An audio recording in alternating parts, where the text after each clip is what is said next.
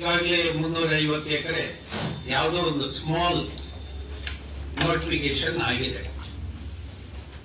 ಇದನ್ನ ರೈತರು ಮನವಿ ಮಾಡಿದರೆ ಈ ಭೂಸ್ವಾಧೀನ ಕೈ ಬಿಟ್ಬಿಡಿ ಅಂತ. ಇಲ್ಲಿ ಎರಡನೇದು ಏನು ಅಂದ್ರೆ,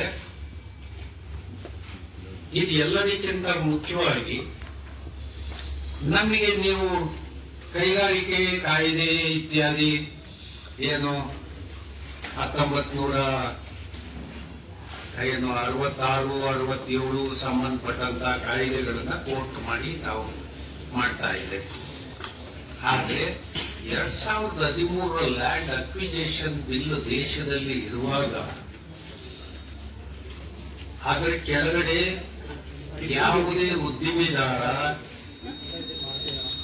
ಅವನು ನೇರವಾಗಿ 13 ಆಕ್ಟ್ ಕೆಳಗಡೆ ಅವನಿಗೆ ಬೇಕಾದಂತ ಪ್ರದೇಶವನ್ನು ಹುಡುಕೊಂಡು ಇಂಟ್ರೆಸ್ಟ್ ಇರೋ ಜಾಗ ಮತ್ತೆ ಯಾವ ರೈತನ್ನ ಬೇಕೋ ಅವನೇ ನೇರವಾಗಿ ಕಾಂಟ್ಯಾಕ್ಟ್ ಮಾಡಿ ಅವ್ರ ಜೊತೆ ಅವನು ಬಾರ್ಗೇನ್ ಮಾಡಿಕೊಂಡು ಲ್ಯಾಂಡ್ ಪಡಿಬೇಕಂತ ಹೇಳಿ 13 ಆಕ್ಟ್ ಒಳಗಡೆ ಉಲ್ಲೇಖ ಇರುವಾಗ ಈ ಏಜೆನ್ಸಿ ಕೆಲಸ ಸರ್ಕಾರ ಮುಂದುವರಿಸೋದು ಬೇಡ ಅಂತ ಹೇಳಿ ನಾನು ಕಳೆದ ಬಾರಿ ಮುಖ್ಯಮಂತ್ರಿಗಳಿಗೂ ಹೇಳಿದ್ದೀನಿ. ಈ ಹಿಂದಿನ ಮುಖ್ಯಮಂತ್ರಿಗಳಿಗೂ ಅದರಿಂದ ಬಂದಂತ ಅನೇಕ ಜನ ಮುಖ್ಯಮಂತ್ರಿಗಳ ಜೊತೆ ಚರ್ಚೆ ಮಾಡಿದ್ದೀವಿ. ಈಗೇನು 19 ಕಾಯ್ದೆ ಏನು ತಿದ್ದುಪಡಿ ಮಾಡಿಕೊಂಡು ಯಥಾಸ್ಥಿತಿಯಲ್ಲಿ ನೀವು ರೈತರಿಗೆ ನ್ಯಾಯ ದೊರೆಯದ ಮಟ್ಟದಲ್ಲಿ ಹೋಗ್ತಾರೆ. ಅದರಲ್ಲಿ ನಮಗೆ ಅನುಕೂಲ ಆಗುವಂತ ಅಂಶಗಳು ಏನಿದ್ವು ಅಂದ್ರೆ 13 ಆಕ್ಟ್ ಅಲ್ಲಿ ಮಾರುಕಟ್ಟೆ ವ್ಯಾಲ್ಯೂ ಏನಿದೆ ಅದನ್ನ ಗ್ರಾಮಾಂತರ ಪ್ರದೇಶ ಇದ್ರೆ 4 ಪಟ್ಟು ಕೊಡಿ ಅಂತ ಹೇಳುತ್ತೆ. ನಗರ ಪ್ರದೇಶ ವ್ಯಾಪ್ತಿಯಲ್ಲಿ ಬಂದ್ರೆ ಮಾರುಕಟ್ಟೆ ವ್ಯಾಲ್ಯೂ 2 ಪಟ್ಟು ಕೊಡಿ ಅಂತ ಹೇಳ್ತದೆ. ಆಮೇಲೆ ಇದನ್ನ ಅಲ್ಲಿ ರೈತರು ಒಂದು ಸಾರ್ವಜನಿಕ ಉದ್ದೇಶ 100ಕ್ಕೆ 100 ಸಾರ್ವಜನಿಕ ಉದ್ದೇಶ ಹೆದ್ದಾರಿ, ರಸ್ತೆಗಳು, ವಿಮಾನ ನಿಲ್ದಾಣಗಳು, ರೈಲು ರೋಡ್ಗಳು ಇತ್ಯಾದಿಗಳನ್ನು ಹೊರತುಪಡಿಸಿ ಇನ್ನು ಯಾವುದೇ ಯೋಜನೆಯನ್ನ ಬಹುಸಂಖ್ಯಾತರು ಬೇಡ ಅಂದ್ರೆ ನಾವು ಕೈ ಬಿಡಬೇಕು ಅಂತದಿದೆ. ಆದರೆ ಇದನ್ನೆಲ್ಲದನ್ನೂ ಕೂಡ ವೈಲೇಷನ್ ಮಾಡಿ ಈಗ ಯಾರೋ ಉದ್ದಿಮೆದಾರರಿಗೆ ಅನುಕೂಲ ಮಾಡಿಕೊಡೋ ಉದ್ದೇಶದಿಂದ ಈ ಯೋಜನೆ ಮುಂದುವರಿಸ್ತಾ ಇದ್ರಿ. ಇದನ್ನ ನಾವು ಸರ್ಕಾರಕ್ಕೂ ಬಹಳಷ್ಟು ಸಾರಿ ಪತ್ರ ಬರೆದಿದ್ದೀನಿ. ಅದು ನಿಮಗೂ ಕೂಡ ತಲುಪಿದೆಯೋ ಗೊತ್ತಿಲ್ಲ. ಆ ಕಾರಣಕ್ಕೆ ನೀವು ಸರ್ಕಾರದ ಜೊತೆ ಒಂದು ಕುಂತು ಮಾತಾಡೋ ಕೆಲಸವನ್ನ ತಾವು ಮಾಡಬೇಕು. ಜೊತೆಗೆ ಲ್ಯಾಂಡ್ ಆಡಿಟ್ ರಿಪೋರ್ಟ್ ಅನ್ನ ನೀವು ನಮಗೆ ಡೀಟೇಲ್ ರಿಪೋರ್ಟ್ ಒಂದನ್ನ ತಯಾರು ಮಾಡಿಸಿ ಕೊಡಬೇಕು. ಆಮೇಲೆ ನೀವು ಸರ್ಕಾರ ಲೆವೆಲ್ ಅಲ್ಲಿ ಕೈಗಾರಿಕೆಯನ್ನ ನಾವು ಬೇಡ ಅಂತ ಯಾವ ಕಾರಣಕ್ಕೂ ಹೇಳ್ತಾ ಇಲ್ಲ. ಕೈಗಾರಿಕಾ ಉದ್ದೇಶದಲ್ಲಿ ಭೂಮಿ ದುರುಪಯೋಗ ಆಗ್ತಾ ಇದೆ. ತಾವೆಲ್ಲ ಎಜುಕೇಟೆಡ್ಸ್, ನಿಮಗೆ ಅರ್ಥ ಆಗ್ತದೆ ನಾನು ಹೇಳಿದ್ದು ಅಂತ ತಿಳ್ಕೊಂಡು ನಾನು ಈ ಪ್ರಸ್ತಾಪ ಮಾಡ್ತಾ ಇದ್ದೀನಿ. ಯಾಕೆ ಅಂದ್ರೆ ಕೈಗಾರಿಕೆಗೆ ನಾವು ಎಲ್ಲಾದ್ರೂ ಹುಡುಕಬಹುದು ಭೂಮಿ, ಆದರೆ ಅನ್ನ ಬೆಳೆಯೋ ಭೂಮಿಯನ್ನ ಒಂದು ಸಾರಿ ನಾವು ಹಾಳು ಮಾಡ್ತಾರೆ ಅನ್ಯ ಉದ್ದೇಶಕ್ಕೆ ಬಳಕೆ ಆಗ್ಬಿಟ್ರೆ ಮತ್ತೆ ಅನ್ನ ಬೆಳೆಯೋ ಭೂಮಿಯನ್ನ ನಾವು ಇಲ್ಲಿ ತಯಾರು ಮಾಡಕ್ ಆಗೋದಿಲ್ಲ. ಇದು ಬಹಳ ಮುಖ್ಯವಾದ್ದು.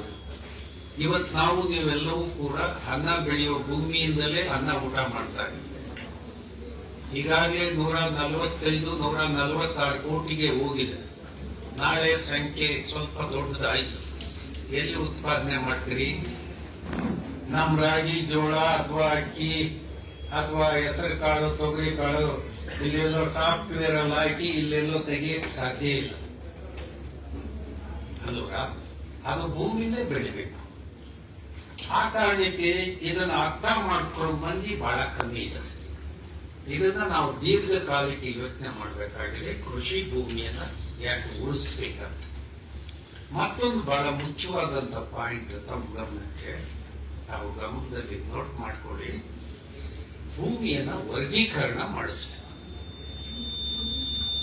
ಭೂಮಿ ವರ್ಗೀಕರಣ ಆಗ್ಬೇಕು. ಅದು ಎ ಬಿ ನ ಅಗ್ರಿಕಲ್ಚರ್ ಪರ್ಪಸ್ಗೆ ಇಟ್ಟುಬಿಡ್ಬೇಕು. ಅದು ಯಾವುದೇ ಕಾರಣಕ್ಕೆ ನೀವಾಗ್ಲಿ ನಾವಾಗ್ಲಿ ಅದು ಅನ್ಯ ಉದ್ದೇಶಕ್ಕೆ ಬಳಕೆ ಮಾಡಬಾರ್ದು. ಇನ್ನ ಏನು ಸಿ ಅಂಡ್ ಡಿ ಬರ್ತದೆ ಇದನ್ನ ನಾವು ಗುರುತು ಮಾಡಬೇಕು.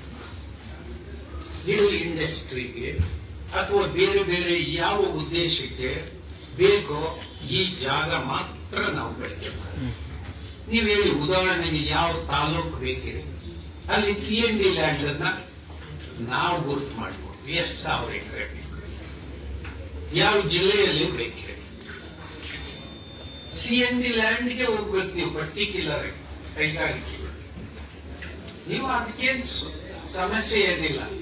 4 ಕಿಲೋಮೀಟರ್ 5 ಕಿಲೋಮೀಟರ್ ವ್ಯತ್ಯಾಸ ಆಗ್ಬೋದು. ಒಳ್ಳೆ ಫಸ್ಟ್ ಕ್ಲಾಸ್ ಬ್ಯೂಟಿಫುಲ್ ರಸ್ತೆ ಒಂದು ಕೊಡಿ. ಅಲ್ಲಿ ಇನ್ಫ್ರಾಸ್ಟ್ರಕ್ಚರ್ ಏನ್ ಬೇಕೋ ಅದನ್ನ ನೀವು ಕೊಟ್ಬಿಡಿ. ನೀವು ಅವ್ರನ್ನ ತಳ್ಳಬೇಕು. ಅಲ್ಲೇ ಇರೋದು, ಬೇರೆ ದಾರಿ ಇಲ್ಲ, ನೀವು ಹೋಗ್ಬೇಕು ಅಲ್ಲಿಗೇನೆ ಅಂತ. ಅವಾಗ ಏನಾಗ್ತದೆ, ನಮಗೆ ಸಿ ಎನ್ ಡಿ ಡೆವಲಪ್ ಆದಂಗಾಗುತ್ತೆ, ಇದನ್ನ ರಕ್ಷಣೆ ಮಾಡ್ದಂಗಾಗುತ್ತೆ. ನಾಳೆ ಬರ್ತಕ್ಕಂಥ ಆಹಾರದ ಸಮಸ್ಯೆಯಿಂದ ನಾವು ದೇಶವನ್ನ ಜನರನ್ನ ಕಾಪಾಡ್ದಂಗಾಗುತ್ತೆ. ಈ ದಿಕ್ಕಲ್ಲೂ ಕೂಡ ನಾವು ಯೋಚನೆ ಮಾಡಬೇಕು. ಅದಕ್ಕೆ ನಾವೆಲ್ಲ ವಿದ್ಯಾವಂತರು ಇರೋ ಕಾರಣಕ್ಕೆ ಇವತ್ತು ಇಲ್ಲಿರ್ತೀವಿ, ನಾಳೆ ಇನ್ನೊಂದು ಇಲಾಖೆಯಲ್ಲಿ ಇರ್ತೀವಿ. ಆದ್ರೆ ವಿಷಯ ಬಹಳ ಮುಖ್ಯವಾಗಿರ್ತದೆ. ಇದನ್ನ ಬರೀ ಕೈಗಾರಿಕೆ ಅನ್ನೋ ಕಾರಣಕ್ಕೆ ಯಾವುದೋ ರಿಯಲ್ ಎಸ್ಟೇಟ್ ಕಂಪನಿಗಳು, ಯಾವುದೋ ಎಜುಕೇಶನ್ ಇನ್ಸ್ಟಿಟ್ಯೂಟ್ಗಳು ಈಗ ಬೇಕಾದಷ್ಟು ಬೆಳೆದಿದೆ. ನೀವು KL ಅವ್ರಿಗೆ ನೀವು ಭೂಮಿ ನೀವು ಕೊಡ್ಬೇಕಾ? ಅವ್ರಿಗೇನು ಬಂದಿದೆ, ಅವ್ರ ಎಷ್ಟು ಸಾವಿರ ಎಕರೆ ಬೇಕಾದ್ರೂ ಖರೀದಿ ಮಾಡಿ ಡೆವಲಪ್ ಮಾಡುವ ಶಕ್ತಿ ಅವ್ರಿಗಿಲ್ವೇ? ಉದಾಹರಣೆ ಸುಮ್ಮನೆ ಹೇಳಿದೆ.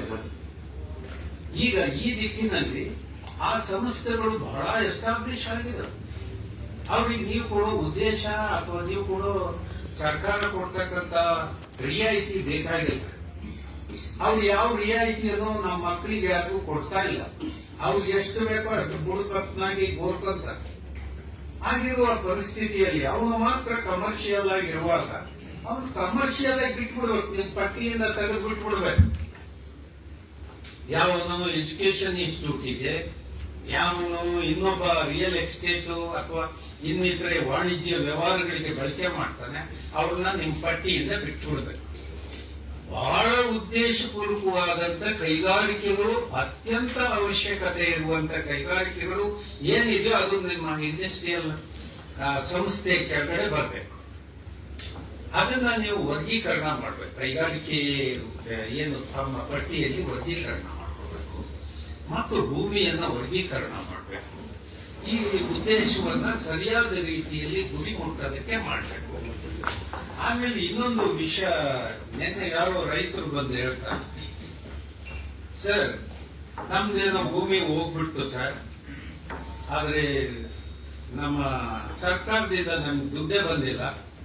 ಆದ್ರೆ ನಮ್ಮೂರಲ್ಲಿ ರಿಯಲ್ ಎಸ್ಟೇಟ್ ಬ್ರೋಕರ್ ಮಾತ್ರ ಹೊಸ ಮನೆ ಬಂಗ್ಲೆ ಕಟ್ಟದಂಗೆ ಕಟ್ತಾ ಇದ್ದಾನೆ ಸರ್, ಅವನಿಗೆ ಮಾತ್ರ ದುಡ್ಡು ಕಮಿಷನ್ ರೀಚ್ ಆಗುತ್ತೆ, ನನ್ ಭೂಮಿ ಕಳ್ಕೊಂಡವ್ರಿಗೆ ದುಡ್ಡೇ ಬರಲ್ಲ ಅಂತ.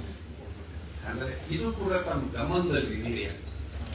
ಯಾಕೆ ಈ ವಿಷಯ ಎಲ್ಲ ಮಾತಾಡ್ತೆ ಅಂದ್ರೆ, ನಿಮಗೆ ಮನವರಿಕೆ ಆದರೆ ನಮ್ಮ ಸರ್ಕಾರಕ್ಕೆ ಮನವರಿಕೆ ಆಗುತ್ತೆ.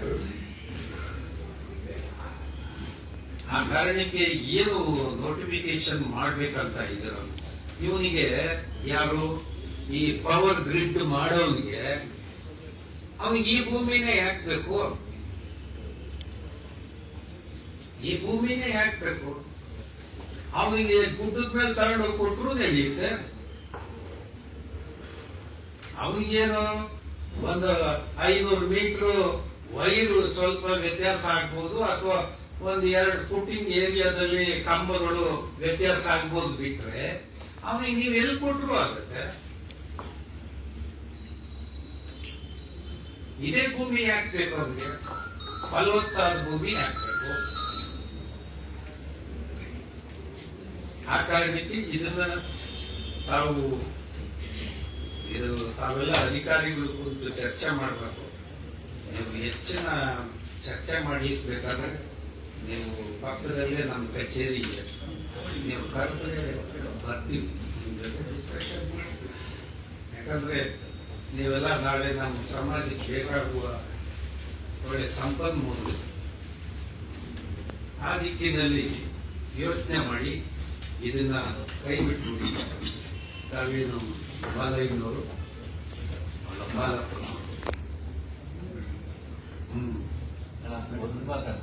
ನೀವು ಪವರ್ ಗಿಟ್ಟು ಲೈನ್ ಅಂತ ಹೇಳ್ತಾರಲ್ಲ, ಇದೇ ಲೈನ್ಗೆ 17-18ರಲ್ಲಿ ಇದೇ ನಮ್ಮ ಭಾಗದಲ್ಲಿ 2 ಲೈನ್ ಹೋಯ್ತು ಸರ್. 750 kV ಮತ್ತು 400 kV. ಏನು ಪ್ಲಾನ್ ಮಾಡ್ತಾ ಇದ್ದಾರಲ್ಲ 400 kV ಕತ್ತಿ ಸೈಡ್.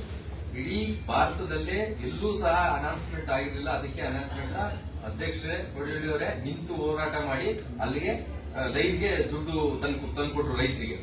ಲೈನ್ ದುಡ್ಡು ಕೊಡದೇ ರೀತಿಯಲ್ಲಿ ಎಳ್ಕೊಂಡು ಹೋಗ್ತಾ ಇದ್ರು. ಕತ್ತಿ ಬಸಳ್ಳಿ ಇರ್ಬೋದು, ಕಸಘಟ್ಟ ಇರ್ಬೋದು, ಅದು ರಾಜಘಟ್ಟ ಬರ್ತಾ ಇತ್ತು, ರಾಜನಗುಡ್ಡವರು. ಇವಾಗ ಅಲ್ಲಿ ನಾವು ಕಳ್ಕೊಂಡು ನಾವಿಲ್ಲಿ ಈ ಭಾಗದಲ್ಲಿ ಇನ್ವೆಸ್ಟ್ ಮಾಡ್ದೋ, ಅಲ್ಲಿ ಬಂದಂತ ಕಾಂಪನ್ಸೇಷನ್ ಇದು ಮಾಡ್ದೋ. ಇವಾಗ ಇಲ್ಲೂ ಬಂದು ನಮ್ಮ ಮೇಲೆ ಕುತ್ಕೊಂತದ್ದು ಯಾವ ರೀತಿ ಡಿಬೇಟ್ ಅಲ್ವಾ? ಇವಾಗ ಕ್ಲೀನ್ ಸಿಟಿ ಮಾಡ್ತೀವಿ ಅಂತ ಸುಮಾರು 5 ವರ್ಷದಿಂದ 4-5 ವರ್ಷದಿಂದ ಚರ್ಚೆ ಮಾಡ್ತಾ ಇದಾರೆ. ಇಲ್ಲಿ ಅಲ್ಲೂ ಸಹ ಯಾರಿಗೂ ₹1 ಇನ್ನೂ ಸಿಕ್ಕಿಲ್ಲ. ಒಂದು ಅಮ್ಮಮ್ಮ ನೀವ್ ಹೇಳಿದ್ರಿ ಏನೋ ಆಲ್ರೆಡಿ ಒಂದು ₹300 ಕೋಟಿ ರಿಲೀಸ್ ಆಗಿದೆ ಅಂತ ಅನ್ಬಿಟ್ಟು, ಬಟ್ ಇನ್ನೂ ಡೆವಲಪ್ಮೆಂಟ್ ಆಗಿಲ್ಲ. ನಾವು STRಗೆ ತುಂಬಾ ಹತ್ತಿರವಾಗಿದ್ದೀವಿ. ಆಮೇಲೆ ತುಂಬಾ ಫಲವತ್ತಾದಂತ ಪ್ರದೇಶಗಳು ನಮ್ಮವು. ಅವೆ ನಾವು ಇಷ್ಟಿನಿಂದ ಕಾದಿಲ್ಲ. ಇದೇ ನೀವೇನೋ 5 ವರ್ಷದಿಂದ ಬಂದಿದ್ರೆ ಮಳೆ ಇಲ್ಲ ಬೆಳೆ ಇಲ್ಲ ಅಂತ ಏನಾದ್ರು ನಮ್ ಕೆಲವು ರೈತರು ಥಿಂಕ್ ಮಾಡೋರು. ಬಟ್ ಆದ್ರೆ ಇವತ್ತು ಆಲ್ರೆಡಿ ನಾವು ಅಡಿಕೆಗಳು ಇನ್ನೊಂದು ಮತ್ತೊಂದು ಮಾವು ತುಂಬಾ ಆಲ್ರೆಡಿ ಎಸ್ಟಾಬ್ಲಿಷ್ ಆಗಿದೆ. ಇವೆಲ್ಲ ನೋಡಿದಾಗ ಮತ್ತೆ ಇವಾಗ ನಿಮ್ಮಲ್ಲಿ ಇರ್ತಕ್ಕಂಥ ಡಿಪಾರ್ಟ್ಮೆಂಟ್ ಅಲ್ಲಿ ಇರ್ತಕ್ಕಂಥ ನ್ಯೂನತೆಗಳೇನಿದೆ, ಇವಾಗ ಮೂಡ 50% ಅಲ್ಲಿ ಹಂಚಿಕೆ ಆಯ್ತು ರೈತರುಗಳಿಗೆ. ಇವತ್ತು ಮೈಸೂರಲ್ಲಿ ಇವತ್ತು ಏನಾಯ್ತು, ಯಾರೋ ಒಬ್ಬ ಅಧಿಕಾರಿ ಮಾಡಿದ ತಪ್ಪಿಗೆ ಇವತ್ತು ಇಡೀ ರೈತರಿಗೆ ಹಂಚಿಕೆ ಆಗಿದೆ. ಇದೆಲ್ಲ ವಜಾ ಆಗೋಯ್ತು. ಇವತ್ತು ಆ ರೈತರುಗಳು ಏನಾಗ್ಬೇಕು? ನಾಳೆ ನಮ್ದು ಹಂಗಾಗಲ್ಲ ಅನ್ನೋದು ಏನ್ ಗ್ಯಾರಂಟಿ? ಯಾರ ಮೇಲೆ ವಿಶ್ವಾಸ ಇಡೋದು ನಾವು? ಇಂಥ ಉದಾಹರಣೆಗಳು ಬರ್ತಾ ಇದ್ರೆ ಅಲ್ವಾ? ಇವತ್ತು ಕೂಡ ರೈತರಿಂದ ಎಲ್ಲ ಮತ್ತೆ ವಾಪಸ್ ಕರ್ಸ್ಕೊಂತು. ಇವತ್ತ ಮತ್ತೆ ಎಲ್ಲ ಹಗ್ಗ ಜಗ್ಗಾಟಗಳು, ಕೋರ್ಟು ಕಚೇರಿ ಮತ್ತೆ ಎಲ್ಲ ಶುರುವಾಗ್ತಾರೆ. ಮತ್ತೆ ಇವತ್ತೆಲ್ಲ ಏನಾಗ್ತಾ ಇದೆ. ಹಂಗಾಗಿ ದಯವಿಟ್ಟು ರಿಕ್ವೆಸ್ಟ್ ಎಲ್ಲಾ ರೈತರ ಪರವಾಗಿ, ದಯವಿಟ್ಟು ನೀವು 350 ಎಕರೆ ಏನ್ ಮಾಡ್ತಾ ಇದ್ರ ಕತ್ತಿ ಹೊಸಹಳ್ಳಿ, ಕೋಲ್ಗೆರೆ ಮತ್ತೆ ಮುಗೇನಹಳ್ಳಿ, ದಯವಿಟ್ಟು ಕೈ ಬಿಟ್ಬಿಡಿ. ನೀವೇನ್ ಇವಾಗ ಸ್ಟಾರ್ಟ್ ಮಾಡಿದ್ರೆ ಪ್ರಾಜೆಕ್ಟ್ ಕಂಪ್ಲೀಟ್ ಮಾಡಿ. ಮುಂದೆ ಏನೋ ದಯವಿಚ್ಛೆ ಆತರ ಡೆವಲಪ್ಮೆಂಟ್ ಇನ್ನೊಂದು ನಮ್ಮ ಅಧ್ಯಕ್ಷ ಹೇಳ್ದಂಗೆ ಇನ್ನೂ ಹಿಂದೂಕೋರೆ ತುಂಬಾ ಕಾಡು ಪ್ರದೇಶಗಳು ಇನ್ನೂ ಇದಾವೆ, ಅಲ್ಲೂ ಸ್ವಲ್ಪ ಕಂದಾಯ ಜಮೀನುಗಳು ಇದಾವೆ. ಅಂತ ಕಡೆ ಮಾಡಿ ಇಂತ ಏನು ಪವರ್ ಗಿಡ್ ಇರ್ಬೋದು. ಕಾಡು ಪ್ರದೇಶ ಕಾಡು ಇರ್ಬೇಕು ಅಲ್ಲ, ಕಾಡು ಅಂದ್ರೆ ಅದಂಗಲ್ಲ. ಅಂದ್ರೆ ಬೆಟ್ಟ ಗುಡ್ಡ ಕಂದಾಯ ವೇಸ್ಟ್ ಹೇಳಿದ್ರಲ್ಲ, ಸಿ ಅಂತೆ ಡಿ, ಓಕೆ, ಅವು ಹಿಂದಕ್ಕಿದಾವೆ ಅಂತವುಗಳನ್ನ ಐಡೆಂಟಿಫೈ ಮಾಡಿ ನಮ್ಮ ರಸ್ತೆಗೆ, ನಮಗೂ ರಸ್ತೆಗಳು ಆದಂಗ ಆಗುತ್ತೆ. ನೀವು ರಸ್ತೆ ಬೇಕಾದ್ರೆ ಮಾಡಿಕೊಂಡು ನಮ್ಮ ಜಮೀನ್ಗೂ ಒಂದು ಇದಾಗುತ್ತೆ. ಅಂತ ಕಡೆ ಬೇಕಾದ್ರೆ ನೀವು ಮಾಡಿ ಅವಕಾಶ. ಬಟ್ ಇಲ್ಲಿ ನಾವು ಇರ್ತಕ್ಕಂಥವು ನಾವು ಇಷ್ಟಿನಿಂದ ಕಾಯ್ಕೊಂಡು ಕೂತಿದ್ದೀವಿ. ಹಂಗಾಗಿ ದಯವಿಟ್ಟು ನೀವು ಅದನ್ನ ಕೈ ಬಿಡಬೇಕು. 350 ಎಕರೆ ಅಂತ ತುಂಬಾ ನ್ಯೂನತೆಗಳಿದಾವೆ. ಇವತ್ತು ಅಲ್ಲಿ ಕ್ಲೀನ್ ಸಿಟಿನಲ್ಲೂ ಬಾಯಿ ಬಡ್ಕೊಳ್ತಾ ಇದಾರೆ. ಇವತ್ತು ಚಿಕ್ಕಮಂಗ್ಲಾಲ ಇರ್ಬೋದು, ದೊಡ್ಡಮಂಗ್ಲಾಲ ಇರ್ಬೋದು, ನಾವೇನೋ 3 ವರ್ಷದಿಂದ ಕೊಟ್ಬಿಟ್ಟು ಇವತ್ತು ಅಟ್ ಪ್ರೆಸೆಂಟ್ ಅಷ್ಟು ನೀವು ಕೊಡ್ತಾ ಇರೋ ಅಮೌಂಟ್ಗೆ ಇಡೀ ನಮ್ಮ ತಾಲೂಕಲ್ಲಿ ಎಲ್ಲೂ ಸಹ ಜಮೀನುಗಳು ಸಿಗ್ತಾ ಇಲ್ಲ ಸರ್. ನೀವು ಬಂದು ವಾಸ್ತವವಾಗಿ ನೋಡಿ. ಆಮೇಲೆ ಇನ್ನೊಂದು ಸರ್ ರಿಕ್ವೆಸ್ಟ್, ನೀವ್ ಹೇಳಿದ್ರಿ 22,000 ಅಡಿ ಮಾತ್ರ ಸಿಗೋದು ಡೆವಲಪ್ಮೆಂಟ್ ಜಾಗ, ಹಂಗಾಗಿ ನಿಮ್ಗೆ 10,000 ನಮ್ಗೆ 10,000 ಅಂತ. ಸರ್, ಸರ್ಕಾರದ ಆದ್ಯ ಕರ್ತವ್ಯ ರಸ್ತೆ ಮಾಡೋದಿರ್ಬೋದು, ಡೆವಲಪ್ಮೆಂಟ್ ಮಾಡೋದಿರ್ಬೋದು, ರಾಜ್ಯ ಕರ್ತವ್ಯ. ಅದರಲ್ಲಿ ಪಾಲ್ ಕೇಳಕ್ ಬರಬೇಡಿ. ರೈತನ ಡೆವಲಪ್ ಮಾಡಕ್ಕೋಸ್ಕರ ಸಂಪೂರ್ಣವಾಗಿ ನೀವೇನು 10,000 ಅಡಿ ಕೊಡ್ತಾ ಇದ್ರಲ್ಲ, ಅದು ಕಡಿಮೆ. 20,000 ಅಡಿ ಕೊಟ್ಟರು ಸಹ ಇವತ್ತು ಭೂಮಿಗಳು ಕೊಡಕ್ಕಾಗಲ್ಲ ಅಂತ ಮಟ್ಟದಲ್ಲಿದೆ. ಹಂಗಾಗಿ ಸರ್ಕಾರದ ಅದೆಲ್ಲ ಗಮನಕ್ಕೆ ತಂದು ದಯವಿಟ್ಟು ಇದನ್ನೆಲ್ಲ ಮೈಂಡ್ ಅಲ್ಲಿ ಇಟ್ಕೊಂಡು ದಯವಿಟ್ಟು ಅದನ್ನು ಸಂಪೂರ್ಣವಾಗಿ ಕೈ ಬಿಡಬೇಕು ಅಂತ ಹೇಳಿ ರೈತರ ಪರವಾಗಿ ನಾನು ಕೇಳ್ಕೊಂತೀನಿ. ವಿಶೇಷವಾಗಿ ಒಂದು ನಮ್ಮ ಆನೆಕಲ್ ಇರ್ಬೋದು, ಜಂಗಮಕೋಟೆ ಇರ್ಬೋದು, ಬಿಳ್ದಿ ಇರ್ಬೋದು, ಅಥವಾ ದೊಡ್ಡ ಈ ಎಲ್ಲ ಯೋಜನೆಗಳಿಗೆ ಸಂಬಂಧಪಟ್ಟಂಗೆ ಎಲ್ಲ ತೀರ್ಮಾನವನ್ನ ನೀವೇ ತಗೊಳ್ಳಿಕ್ಕೆ ಕಷ್ಟ. ಅದಕ್ಕೆ ನಾವು ಅಪೀಲ್ ಮಾಡಿದ್ವಿ ಅಂತ ಹೇಳಿ ಮುಖ್ಯಮಂತ್ರಿಯವರ ಅಧ್ಯಕ್ಷತೆಯಲ್ಲಿ ಒಂದು ಸಭೆ ಏರ್ಪಾಡು ಮಾಡಿ ನಾನು ಕೂಡ ಈ ಮಧ್ಯೆ ಮುಖ್ಯಮಂತ್ರಿಯವರನ್ನು ಭೇಟಿ ಮಾಡಿ ಒಂದು ಡೇಟ್ ನಿಗದಿ ಮಾಡಕ್ಕೆ ಹೇಳ್ತೀನಿ. ಅವತ್ತು ಸ್ವಲ್ಪ ಒಂದು ಬಹಳ ದೊಡ್ಡ ಮಟ್ಟದ್ದು ಚರ್ಚೆ ಮಾಡೋಣ. ಆಮೇಲೆ ಒಂದು ತೀರ್ಮಾನಕ್ಕೆ ಬರೋಣ. ಸರ್ಕಾರ ಮತ್ತೆ ರೈತರ ನಡುವೆ ದಿನೇ ದಿನೇ ಏನಾಗ್ತಾ ಇದೆ ಅಂದ್ರೆ ಸಂಘರ್ಷ ಶುರುವಾಗ್ತಾ ಇದೆ. ಏನಾಗ್ತದೆ, ಬಹಳ ಸಾಫ್ಟ್ ಹೋಗಿ ಸಂಘರ್ಷ ಶುರುವಾಗಿದೆ. ಈ ಸಂಘರ್ಷ ಶುರುವಾಗಬಾರ್ದು. ಕೊಡುವ ತಗೊಳ್ಳುವ ಮನಸ್ಥಿತಿಯೇ ಮುಂದುವರಿಬೇಕು. ಈಗ ಮುಖ್ಯಮಂತ್ರಿ ಒಂದು ಹೆಜ್ಜೆ ಮುಂದೆ ಹೋಗಿದ್ದಾರೆ.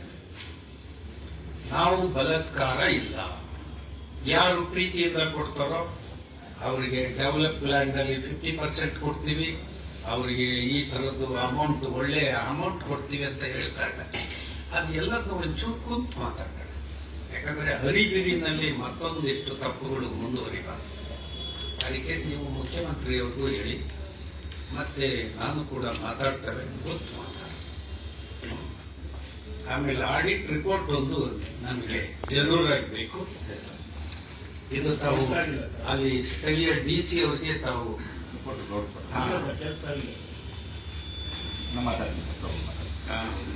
ಇದೇ ಇದ್ದಂತ ಪ್ರಸನ್ನ ಅವ್ರ ಜೊತೆ ನಾವು ಮಹೇಶ್ ಜೊತೆ ಮಾತಾಡಿ ತೀರ್ಮಾನ ಮಾಡಿದ್ವಿ. ನಾವು ಹೇಳಿದೆಲ್ಲ ವಿಷಯಗಳನ್ನ ಸರ್ಕಾರದ ಗಮನಕ್ಕೆ ತರ್ತೀವಿ ಸರ್. ನಾವು ಹೇಳಿದೆಲ್ಲ ವಿಷಯಗಳನ್ನ ಬರ್ಕೊಂಡಿದ್ವಿ. ಎಲ್ಲ ವಿಷಯಗಳನ್ನ ಸರ್ಕಾರದ ಗಮನಕ್ಕೆ ತರ್ತೀವಿ ಸರ್. ಸ್ವಲ್ಪ ಸರ್ಕಾರ ಹಂತದಲ್ಲಿ ತೀರ್ಮಾನ ಆಗಲಿ ಸರ್. ನಾವು ಪಾಸಿಟಿವ್ ತಾವು ಹೇಳಿದೆಲ್ಲ ವಿಷಯಗಳನ್ನ ಸರ್ಕಾರ ಜೊತೆ ತೀರ್ಮಾನ ಮಾಡ್ತೀವಿ ಸರ್. ಸಾಮಾನ್ಯ ಮುಖ್ಯಮಂತ್ರಿಗಳು ಬೇಗ ಸಭೆ ಕರೆದ್ರೆ ನಾವು ತಮ್ಮ ಜೊತೆ ನಾವು ಸಭೆಯಲ್ಲಿ ಪಾಲ್ಗೊಳ್ಳೋಣ ಸರ್.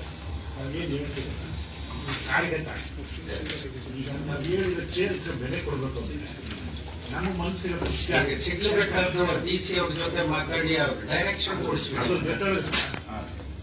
ಬೆಂಗಳೂರು ನಗರದಲ್ಲಿ ಆನೆಕಲ್ಲು, ಹೌದು ಸರ್. ಬೆಂಗಳೂರು ಗ್ರಾಮಾಂತರ, ಬೆಂಗಳೂರು ಪಕ್ಕದಲ್ಲೇ ಇಲ್ಲೇ ಕೈಗಾರಿಕೆ ಹಾಕ್ಬೇಕು. ಇದು ಮೂಲ ಪ್ರಶ್ನೆ. ಬೆಂಗಳೂರು ನಗರದಲ್ಲಿ ಸೈಟ್ ತಗೊಳ್ಳಕ್ಕೆ ಕಷ್ಟ ಇರುವಂತ ಸಂದರ್ಭದಲ್ಲಿ ಭೂಮಿ ಉಳಿಸ್ಕೊಂಡಂತ ರೈತನಿಂದ ನೀವು ಭೂಮಿ ತಗೊಳ್ಳೋದಾಗ ಯಾವ ನ್ಯಾಯ? ಅಲ್ಲಿ 2013 ಆಹಾರ ಕಾಯ್ದೆಯಲ್ಲಿ ಹೇಳೈತೆ, ಯಾವುದೇ ಕಾರಣಕ್ಕೂ ಆಹಾರದ ಭೂಮಿ ಅಂದ್ರೆ ಫಲವತ್ತಾದ ಭೂಮಿ ತಗೊಳ್ಬಾರ್ದು ಅಂತೇಳಿ ನಿಮ್ಮ ಜೀವದಲ್ಲೇ ಐತೆ. ಈಗ ಲಕ್ನೋ 2-3 ದಿನದಲ್ಲಿ ಒಂದು ಪೀಠ ಆರ್ಡರ್ ಮಾಡೈತೆ. ಈ ಕಾನೂನುಗಳೆಲ್ಲ ಇದ್ದರೂ ಕೂಡ ನೀವು ಏಕಾಏಕಿ ತಾವು ಜವಾಬ್ದಾರಿ ತಾವು ಕೂಡ ನೀವೇನು ಯಾರೋ ಭೂಮಿ ಒಂದು ಮಾಹಿತಿ ಪ್ರಕಾರ ನೀವು ಕೊಡೋದಕ್ಕೆ ಯಾರೋ ದಳ್ಳಾಳಿಗೆ ಬಂದ ಭೂಮಿ ಹಿಂಗೆ ಐತೆ ಅಂತ ಹೇಳಿದ್ರೆ ನೀವು ಹಂಗೆ ಆರ್ಡರ್ ಮಾಡಿ ಕೊಟ್ಬಿಡ್ತೀವಿ. ಇಲ್ಲಿ ಇಲ್ಲದಂತ ಎಲ್ಲಾ ರೈತರು ಕೂಡ ಯಾರು ಬಾಡಿಗೆ ರೈತರಲ್ಲ, ಮೂಲ ರೈತರು ಬಂದಿರಂತೆ. ಅಡಿಕೆ ತೋಟ ಬೆಳಿಬೇಕಾದ್ರೆ ಇಷ್ಟು ಕಷ್ಟ ಆಗ್ತದೆ ತಮ್ಗೆಲ್ಲ. ತಾವು ಕೂಡ ರೈತರ ಮಕ್ಕಳು ತರಲ್ಲ, ಆಮೇಲೆ ಭೂಮಿ ಬಿಟ್ಬಿಟ್ಟು ಎಲ್ಲೋಗೋದು? ಇದು ಸರ್ಕಾರ ಗಮನ ಒಂದು ಬೈರೇಗೌಡ ಹೇಳಿದ್ದು ತಾವು ಗಮನದಲ್ಲಿಟ್ಕೊಳ್ಳಿ. ಆಮೇಲೆ ಯಾರು ಕೂಡ ರೈತನಿಗೆ ಏನು ಸಹಾಯ ಮಾಡಬೇಕಾಗಿಲ್ಲ. ಈಗ ನಾನು ಉದಾಹರಣೆಗೆ ಅಲ್ಲಿ ನಮ್ಮ ಆಫೀಸಲ್ಲಿ ವಿಪಕ್ಷ ಅವ್ರಿಗೆಲ್ಲ ಹೇಳ್ತಾ ಇದ್ದೆ. ಈಗ ಕಳೆದ ಸ್ವಲ್ಪ ದಿವಸದಿಂದ ನನ್ನ ಮೇಲೆ ಯಾವ್ಯಾವ್ದು ಕಾವೇರಿದು ಅದು ಇದು ಯಾವ್ಯಾವ್ದು ಒಂದು 12 ಕೇಸು ಒಂದೇ ಜಡ್ಜ್ ಹತ್ರ ಬಂದಿದ್ದ ಕೇಸ್ಗಳೆಲ್ಲ. ಆಮೇಲೆ ಇಲ್ಲಿ ನಮ್ಮ SP ಅವರು DCP ಅವರೆಲ್ಲ ಬಂದು ವಿನಂತಿ ಮಾಡಿ ದಯಮಾಡಿ ಕೋರ್ಟ್ ಅಟೆಂಡ್ ಮಾಡಿ ಎಲ್ಲ ಅಪೀಲ್ ಮಾಡಿಕೊಡ್ರಲ್ಲ ಅಂತೇಳಿ ಕೋರ್ಟಿಗೆ ಹೋದೆ. ಒಬ್ಬ ರೈತರಿಗೆ ಒಂದು ಬಾಣಿ ತರ ಕೇಳಿ, ಸುರೇಶ್ ಅಂತ ಕಾಜಿ ಸೊಣ್ಣೆನಹಳ್ಳಿ ಅಂತ ಅಲ್ಲಿ ಒಂದು ಬಾಣಿ ತಗೊಂಬಂದ. ಅವನು ಕೂಗ್ಸ್ದ, ಇದೀರಾ ನಮಸ್ಕಾರ ಆಯ್ತು ನೆಕ್ಸ್ಟ್ ಕೇಸ್. ಹಾಗೆ ಕಂಟಿನ್ಯೂಸ್ ಹೇಳ್ತಾ ಇದ್ರು. APP ಇದ್ದವ್ರು ಸುಮ್ಮನೆ ಇರಲಿಲ್ಲ. ಅವ್ರ ಮಧ್ಯ ಏನಪ್ಪ ಎಲ್ಲ ಕೇಸ್ಗೂ ಒಂದೇ ಪಾಣಿ ಕೊಟ್ಟಿಯಲ್ಲ ಅಂದ್ರು. ಸರ್ ನನಗೆ ಗೊತ್ತಿಲ್ಲ ಎಷ್ಟು ಕೇಸ್ ಇದಾವೆ ಅಂತ, ನಾನು ಒಂದೇ ತಂದಿದ್ದೀನಿ, ಒಂದಿದೆ ಅಂತೇಳಿ ಅಂದ್ಕೊಂಡಿದ್ದೆ ಅಂತ. ಸರಿ, ಇದು ಎಷ್ಟಿದೆ ಭೂಮಿ? 1 ಎಕರೆ, ಎಷ್ಟು ಬೆಲೆ ಬಾಳುತ್ತೆ? ಇದು ಕಳೆದ ವರ್ಷ 25 ಕೋಟಿಗೆ ಕೇಳಿದ್ರು. ಸುಮ್ಮನೆ ನಾನು ಕೊಡೋದಿಲ್ಲ ಅಂತೆ. ಈಗ 30ರಿಂದ 35 ಕೋಟಿಗೆ ಹೋಗುತ್ತೆ ಅಂತ. ಅಂದ್ರೆ ಯಾರು ಅವನಿಗೆ ಸಹಾಯ ಮಾಡಬೇಕಾಗಿಲ್ಲ. ಇದ್ದಕ್ಕಿದ್ದಂಗೆನೆ ಭೂಮಿ ಮೇಲೆ ಅವನು ಹುಡುಕೆ ಬಂದಿದೆ, ಅದು ಬೆಳೆಯುತ್ತೆ. ಹಾಗಾಗಿ ಅವನ ರೈತನು ಉಳಿಸ್ಬಿಟ್ರೆ ಅಷ್ಟೇ ಸಾಕು. ಸರ್ ನಮ್ದೊಂದು ಮಾತಾಡಬಹುದು ಸರ್. ಅವ್ರಿಗೆ ಇನ್ನೊಂದು ಸರಿ ಅದು SC/ST ದಲಿತ ಉದ್ಯಮದಾರರು ಒಂದು 5 ಜನ ಇವತ್ತು ಟೈಮ್ ತಗೊಂಡಿದ್ರು 3 ಗಂಟೆಗೆ. ಅವ್ರದ್ದು ಸ್ಟ್ರೈಕ್ ಇದೆ. ಸರಿ ಪೊಲೀಸರು ಮನವೊಲಿಸಿ ಇಲ್ಲ ಇಲ್ಲ ಅಂತ ಹೇಳಿದ್ರು. ಅವ್ರು ನಮ್ಗೆ ಗೊತ್ತಿರಲಿಲ್ಲ ಇದು 3 ಗಂಟೆ ತನಕ ಆಗ್ತೈತೆ ಅಂತ ಹೇಳಿ. ಸಮಸ್ಯೆ ಇದೆ ಸರ್. ಅದ್ರದ್ದು ಇಲ್ಲಿ ನೋಡಿ, ಜಾಯಿಂಟ್ ಸರ್ವೆ ಮಾಡ್ಸತ್ತೀವಿ. ಜಾಯಿಂಟ್ ಬೇಡ, ಯಾರು ಬೇಡ, ಪಾರ್ಕಿಗೆ ಅಂತ ತೆಗ್ದಿದ್ದೀರಾ, ಕ್ಯಾಲ್ಕುಲೇಷನ್ ಮಾಡಿ ಗುಂಪಿ ಇದು ಕಮ್ಮಿ ಬರ್ತೈತೆ. ಪಾರ್ಕ್ ಜಾಗ ಬಿಲ್ಡಿಂಗ್ ಕಟ್ಟಕ್ ಪಿಲ್ಲರ್ ಆಗ್ತಾ ಇದೀರ. ನಮ್ ಸಾಹೇಬ್ರಿಗೂ ತೋರಿಸಿದೀನಿ. ಅವನ್ಗೆ ಇಲ್ಲಿ ಕೊಟ್ಟಿರೋದು ಜಾಗ. ಇದನ್ನ ಡೈಮೆನ್ಷನ್ ಕಮ್ಮಿ ಮಾಡಿ ಇದನ್ನ ಇಲ್ಲಿಗೆ ಇಕ್ಕೊಂಡವನೆ, ಇದನ್ನ ಇಲ್ಲಿಗೆ ಬಂದವನೆ. ಏನ್ ಮೋಸ ಮಾಡ್ತಾ ಇದ್ದೀರಾ ಸರ್? ಅದಕ್ಕೇನು ಡಿಒ ಇಂಜಿನಿಯರ್ ಹೇಳಿದ್ರೆ ಅರ್ಥನೇ ಆಗಲ್ಲ. ನಂತರದಲ್ಲಿ ಅವ್ರು ಅಲ್ಲ ಸರ್, ಈಗ ಪಾರ್ಕ್ ಜಾಗ ಇಲ್ಲಿ ಕೆಲಸ ನಿಲ್ಬೇಕು, ಇಲ್ಲ ಅಂದ್ರೆ ಇಮಿಡಿಯೇಟ್ ಆಗಿ ಮರು ಕಟ್ತೀನಿ ನಾನು. ಜಯರಮಣ ನೀವು ಬರತಕ್ಕ ಬಿಡಲ್ಲ. ಒಂದ್ ಸೆಕೆಂಡ್ ಈಗ ಒಂದು ಡೇಟ್ ನಿಗದಿ ಮಾಡ್ಬಿಟ್ಟು ಅದೇ ಜಾಯಿಂಟ್ ಸರ್ವೆ ಮಾಡಿಸ್ತೀವಿ ಸರ್. ಅಲ್ಲ ಜಾಯಿಂಟ್ ಸರ್ವೆ ನೋಡಿ. ಒಂದು ಅರ್ಧ ಗಂಟೆ ಚರ್ಚೆ ಆಗಿದೆ. ಈಗ ಅವನಿಗೆ ಸಮಸ್ಯೆ ಬಗೆಹರಿಬೇಕಂದ್ರೆ ನಿಮ್ ತುಮಕೂರು ಆಫೀಸರ್ಸ್ ಬರ್ಬೇಕು. ಈಗ ನೀವು ನಾವು ಕೂತ್ಕೊಂಡು ಮಾತಾಡಿದ್ರೆ ಮುಗಿಯುತ್ತೆ. ಅದಕ್ಕೊಂದು ದಿನಾಂಕ ಹೇಳ್ಬಿಡಿ. ಆ ದಿನಾಂಕ ನಿಗದಿ ಮಾಡ್ಕೊತೀಯ. ಮಹೇಶ್ ಅಣ್ಣ ಕಾಲದಿಂದ ಪಾರ್ಕ್ ಇಲ್ಲಪ್ಪ, ಸಿಗಿ ಬಿಡೋದು. ಬಟ್ ಆಗ್ತಾ ಇಲ್ಲ. ನಾನು ಅವ್ರಿಗೂ ಕರಿತೀನಿ, ಇವ್ರಿಗೂ ಕರಿತೀನಿ. ಇಲ್ಲ ಬಂದಾರ ಅದು ಬಂದಾರ. ಸರ್ ಈಗ ನೀವು ಫೋನ್ ಮಾಡಿ ಸರ್. ಜೀವ ಫೋನ್ ಮಾಡಿ ಅಲ್ಲಿ ಕೆಲಸ ದಯವಿಟ್ಟು ಎನ್ಕ್ವೈರಿ ಆದ್ಮೇಲೆ ಕಟ್ಲಿ. ಅವರು ಬಿಡುಗಡೆ ಮಾಡ್ಕೊಂಡು ಇಟ್ಕೊಂಡೇ ಇದೆ, ನಾವು ಭೂಮಿ ಕೊಡಲ್ಲ ಅಂತ ಇದು ಅಣೆಕಲ್ಲು ಅನೇಕಂದು ಇದಕ್ಕೆ ನಮ್ಮ ಗಮನಕ್ಕೆ ಇರಬೇಕು. ಮೊನ್ನೆ ನೀವೇ 15 ತಾರೀಕು ನಾವು ಸಿಎಂ ಭೇಟಿ ಮಾಡಿಸ್ತೀವಿ ಅಂತ ಹೇಳಿದ್ರೆ ಅದಕ್ಕೆ ಏನಾಯ್ತು ಸರ್? ನಮ್ಮ ಸಚಿವರನ್ನ ಭೇಟಿ ಮಾಡಿಸಿದ್ರೆ ಸಚಿವರ ಗಮನಕ್ಕಿದೆ.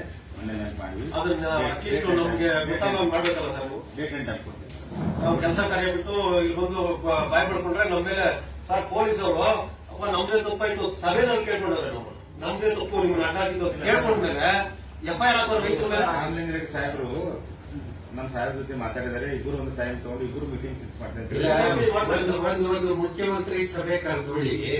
ಯಾಕಂದ್ರೆ ಕೇವಲ ಮಂತ್ರಿಗಳು ಮಟ್ಟದಲ್ಲೇ ಇದಕ್ಕೆ ಸೊಲ್ಯೂಷನ್ ಸಿಕ್ಕಲ್ಲ. ಮುಖ್ಯಮಂತ್ರಿಯೂ ಇದ್ರೆ ಒಂದು ಸೊಲ್ಯೂಷನ್ಸ್ ಹುಡುಕ್ತಾವ್. ನಮ್ಮ ಪಕ್ಷದಲ್ಲಿ ಬೇರೆ ಗೌರವ ಇರ್ತಾರೆ ಸರ್. ನಮ್ಮಲ್ಲಿ ಇರೋದು 10% ಭೂಮಿ ಇನ್ನೆಲ್ಲ ಮಾಡ್ಕೊಂಡು ಎಲ್ಲ ಹಾಳಾಗ್ಬಿಟ್ಟಿದೆ. ಭೂಮಿ ಇಲ್ಲ ನಮ್ಮ ಹತ್ರ ಇರೋದು ಈಗ 10% ಭೂಮಿ ಮಾತ್ರ. ಈಗಾಗಲೇ ನಾವು ಎಷ್ಟು ಕೊಡಬೇಕು ಸರ್ಕಾರ ಅಷ್ಟು ಕೊಟ್ಬಿಟ್ಟಿದ್ವಿ. ಆಮೇಲೆ ಇನ್ನೊಂದು ಮುಖ್ಯವಾಗಿ ನೀವು ಮಾಡಬೇಕಾಗಿರೋ ಕೆಲಸ ಏನು ಅಂದ್ರೆ 2013ನೇ ಕಾಯ್ದೆ ಜಾರಿ ಮಾಡಿದ್ದಾರೆ. ಅದು ಮಾಡೋದಕ್ಕೆ ಪ್ರಯತ್ನ ಮಾಡಿದ್ರೆ ಎಲ್ಲಾ ರೈತರು ಉಳ್ಕೊಂತಾರೆ. ನೀವು ಅದನ್ನ ಬಿಟ್ಟು ಬೇರೆ ಬೇರೆ ಮಾಡೋದು ಬೇಡ. ಇಲ್ಲ ಸರ್, ಕೆಲಸ ಸರ್. ಈಗ ಆದೇಶ ಎಷ್ಟನೇ ತಾರೀಕು ಸರ್ ನೀವು ಹೊಡಿಸಿರೋದು?